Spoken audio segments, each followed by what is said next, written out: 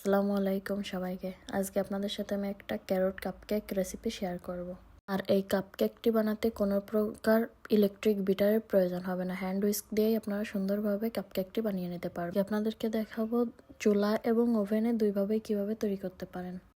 চলেন দেখে আসি তার জন্য আমাদের কি কি উপকরণ প্রয়োজন হয়।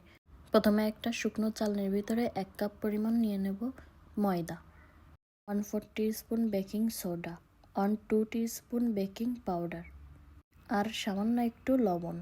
আর এই সবগুলো দেওয়া হয়ে গেলে শুকনো উপকরণগুলো খুব সুন্দরভাবে চেলে নেব। নেওয়া শেষ হয়ে গেলে একটা বোলের ভিতরে 2টা ডিম ভেঙে নেব। আর কুসুমগুলো আলাদা করার কোনো প্রয়োজন নেই, কাপকেকের জন্য ডিম এবং কুসুম একসাথে বিট করা যায়।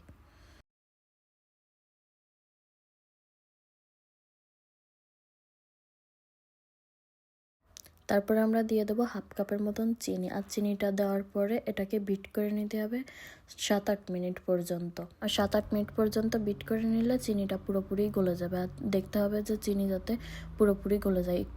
তারপরে দিয়ে দেবো 1/2 কাপের মতন রান্নার রেগুলার তেল, 1 টিস্পুন ভ্যানিলা এসেন্স। আর এগুলো দেওয়ার পরে আবারও 3-4 মিনিট পর্যন্ত বিট করে নেব।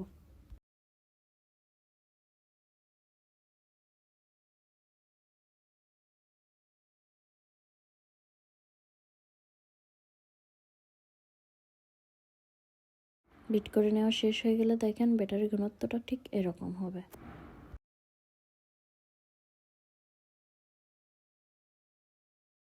তারপর দিয়ে নেবো আগে থেকে চেলে রাখা শুকনো উপকরণগুলো।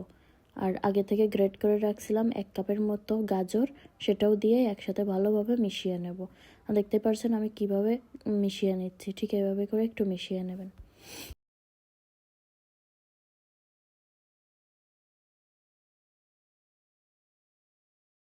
মেশানো শেষ হয়ে গেলে আমি একটা কাপকেকের মোল্ডের ভিতরে দিয়ে নিচ্ছি। আর আজকের এই ব্যাটার দিয়ে আমাদের 10 থেকে 12টা পর্যন্ত কাপকেক হবে। আর এগুলাকে আমি ওভেনে 180 ডিগ্রি তাপমাত্রায় বেক করে নেব 15 থেকে 20 মিনিট। ওভেনে দেওয়ার আগে 10 মিনিট ফ্রি হিট করে নেব ওভেনটা। আর বাদ বাকিগুলো আমি চুলায় বেক করে নেব। চুলায় বেক করার জন্য 10 মিনিট পাতিলটাকে ফ্রি হিট করে নেব। আর হাঁড়ির ভিতরে একটা স্ট্যান্ড বসিয়ে নিয়ে কেকের মোলটাকে বসিয়ে দেবো, দিয়ে আমরা ঢাকনা দিয়ে ঢেকে দেবো 20 থেকে 25 মিনিট পর্যন্ত। যেহেতু চুলায় একটু বেশি টাইম লাগতে পারে আর চুলার জালটা থাকবে একদম লো হিটে। 20 মিনিট পরে ঢাকনাটা খুলে একটা কাঠির সাহায্যে চেক করে নেব। দেখেন 20 মিনিট পরে আমাদের কেকটা একদম হয়ে গেছে, কাঠিতে কোনো রকম বেটার লেগে নেই। কাঠিটা শুকনা বের হয়েছে মানে বুঝতে হবে যে আমাদের কেকটা হয়ে গেছে। আর দেখেন কেকটা কতটা পারফেক্ট হয়েছে, দেখলে আপনারা বুঝতে পারতেছেন। আপনাদের একটা কেক ভেঙে আমি দেখাচ্ছি, চুলা এবং ওভেনের 2টা কেকই ভেঙে দেখাচ্ছি। এটা ওভেনের তৈরি কেকটা, দেখেন ভিতরটা একদম পারফেক্ট হয়েছে। আর গাজরের কাপকেকটা অনেক বেশি সুস্বাদু হয়, একবার এভাবে ট্রাই না করলে বুঝতেই পারবেন না যে এটা আসলে কতটা মজার হয়।